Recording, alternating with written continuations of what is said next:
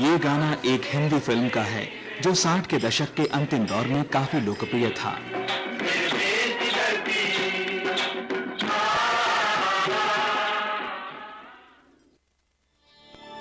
और ये महज संयोग नहीं था, बल्कि इस बात का सूचक था कि उस दौर में कृषि कितनी महत्वपूर्ण थी।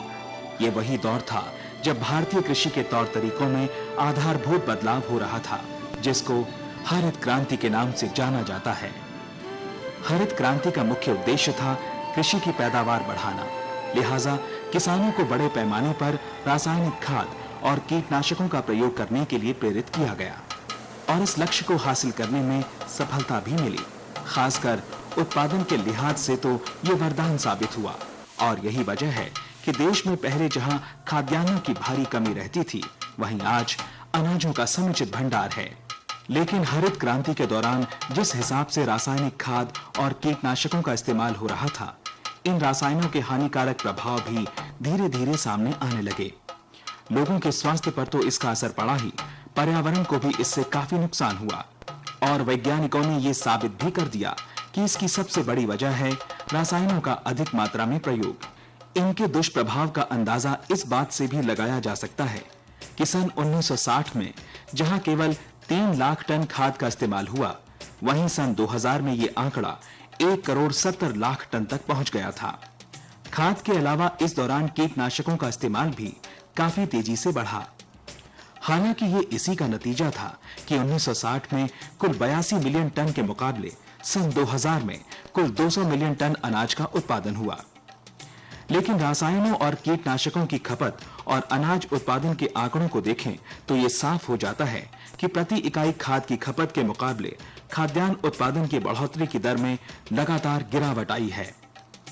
मगर इस मुश्किल का हल है और वो है सदियों पुराने प्राकृतिक तरीके यानी जैविक खेती में। ये एक ऐसा माध्यम है जो पर्यावरण और सामाजिक परिप्रेक्ष्य को ध्यान में रखता है। इसमें रासायनों का उपयोग नहीं होता है। ये जैविक कृषि जमीन की उर्वरक क्षमता भी बरकरार रखती है। जैविक कृषि की सबसे महत्वपूर्ण बात है इसका व्यावसायिक औचित्य, खासतौर पर निर्यात को लेकर। दुनिया भर में जैविक उत्पादों की मांग तेजी से बढ़ रही है। उद्योग के आंकड़ों के मुताबिक दुनिया भर की जैविक खाद्य की मांग 1997 के 13 बिलियन डॉलर के मुकाबले 2006 में 100 बिलियन डॉलर के आंकड़े को पार कर जाएगी। जैविक कृषि जहां कृषि उत्पाद को लंबे समय तक बरकरार रखती है, वहीं पर्यावरण के लिए भी फायदेमंद है। जैविक कृषि का सीधा मतलब है मिट्टी, बेहतर जैव विविधता और मिट्टी की उर्वरता को बनाए रखना तथा स्थानीय स्तर पर रोजगार के बेहतर अवसर उपलब्ध कराना। जैविक खेती का एक महत्वपूर्ण पहलू है विविधता। ऐसा ही एक विकल्प है डेयरी फार्मिंग। खेती और डेयरी दोनों एक दूसरे के पूरक हैं, क्योंकि एक तरफ खेती से जहां दुधारू पशुओं के लिए चारा मिलता है, वहीं गोबर से खाद बनती है। इसके अलावा मछली पालन भी एक अच्छा विकल्प है जो धान की खेती के साथ साथ किया जाता है।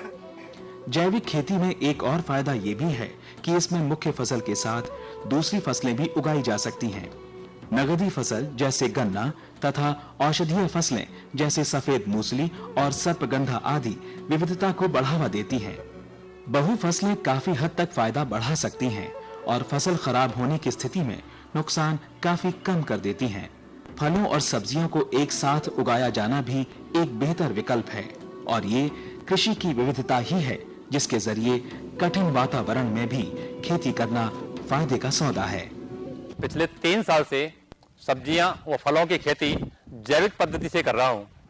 जैविक पद्धति में मैं वर्मी कंपोस्ट, नीम की खाद इत्यादि जैविक खादों का प्रयोग करता आ रहा हूं। मरुस्थल में पानी की कमी के कारण बूंद-बूंद सिंचाई पद्धति से खेती करना ही संभव है। बूंद-बूंद सिंचाई पद्धति से खेती करने में हमारी पानी की बचत काफी होती है। इसमें 70% पानी की बचत होती है एवं समय की बचत, कम लागत में उत्पादन में वृद्धि मिलती है। इससे खेती करना बहुत अच्छा संभव है। पोषणता प्रबंधन जैविक कृषि का एक और महत्वपूर्ण पहलू है। खासकर अगर भारत की पशुधन आबादी लगभग 450 मिलियन हो और हर साल लगभग 1800 मिलियन टन गोबर निकलता हो, तो जाहिर है कि ये बड़ी आसानी से पूरे देश में उपलब्ध है।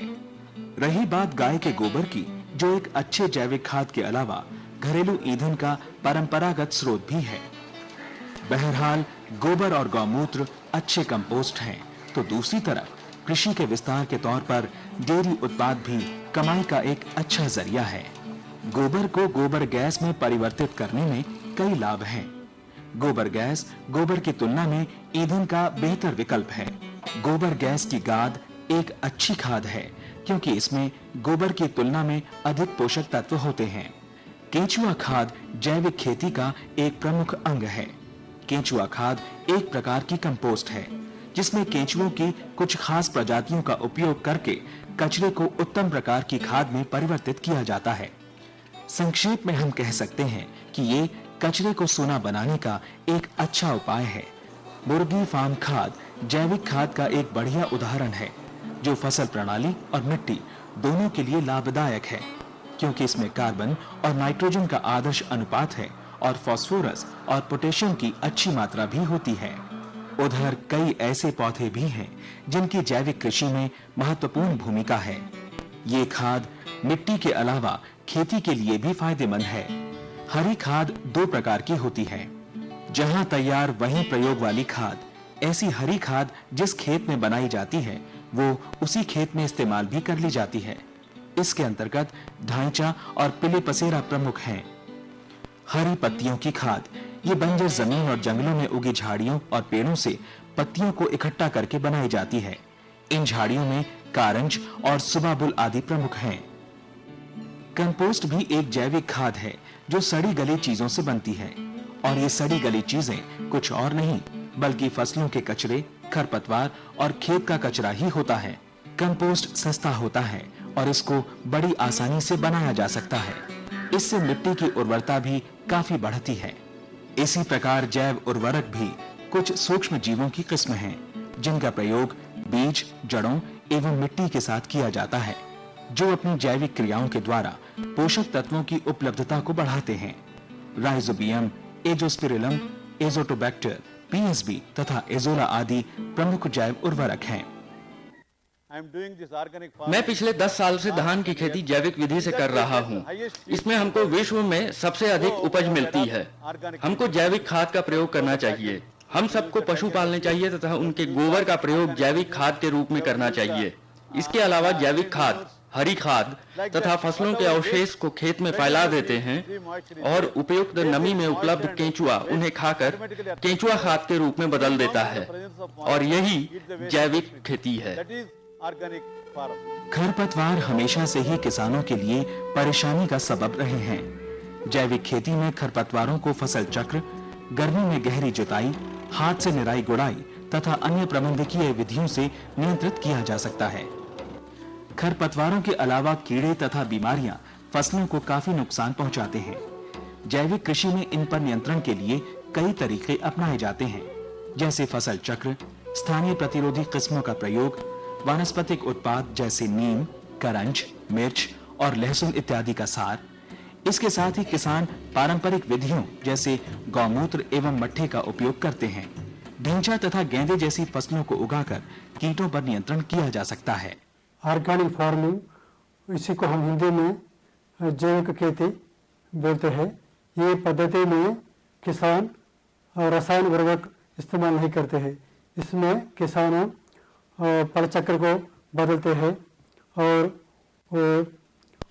जो अपना खेत में जो भी पैदा करते हैं उसी से जो जैव खाद बनता है, फास्फो कंपोस्ट, जो कंपोस्ट, फास्फो कंपोस्ट, केंचुआ का खाद आदि इस्तेमाल करते हैं। और जो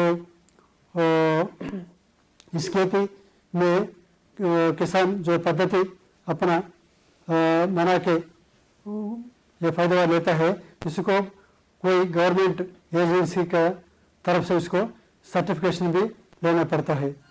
सरकार ने इसके लिए मानक के तौर पर इंडिया ऑर्गेनिक भी लॉन्च कर दिया है और national programme for organic production यानी NPOP ने जिन संस्थाओं को मानक देने के लिए अनुमोदित किया है उनमें APEDA, coffee board, spice board, tea board और कोकोनट डेवलपमेंट बोर्ड के अलावा डायरेक्टोरेट ऑफ काजू एंड कोकोआ डेवलपमेंट शामिल हैं। सर्टिफिकेट लेने के लिए किसानों को अनिवार्य रूप से निम्नलिखित ब्यौरे देने पड़ेंगे। सबसे पहले तो ये बताना पड़ेगा कि कितने समय से जैविक खेती की जा रही है। इसके बाद प्रोसेसिंग, भंडारण और ढुलाई के अलावा जैविक उत्पादों की जांच और प्रामाणिकता भी साबित करनी पड़ेगी। जैविक खेती अपने आप में परिपूर्ण है और इसकी सबसे बड़ी खूबी यह है कि इसमें पारितंत्र का संतुलन बना रहता है। जैविक कृषि का एक लक्ष्य ये भी है कि गरीब किसान आत्मनिर्भर हों और सामुदायिक विकास हो। इसके अलावा इस बात पर भी जोर दिया जाता है कि विशिष्ट बाजार के जरिए आय का सृजन हो। आज ऐसे कई किसान हैं जिन्होंने जैविक खेती को केवल पैसों के लिए नहीं अपनाया है, बल्कि जैविक खेती अपनाने के पीछे इनका एक ही मकसद है, भूमि का सदुपयोग और जानवरों तथा पौधों के बीच तालमेल। ये एक ऐसा जरिया है जिससे पौधों का प्राकृतिक गुण भी बरकरार रहता है, जैव विविधता भी बनी रहती है और इन दोनों का सीधा संबंध कृषि के स्थायित्व से है। अब ये साबित हो गया है कि जैविक खेती से आय भी बढ़ती है। इसके लिए कम से कम चीजें खरीदनी पड़ती हैं और विविधता तथा उत्पादन भी बढ़ाया जा सकता है। जहां तक जैविक खेती पूर्वी राज्यों के अलावा मध्य प्रदेश, हरियाणा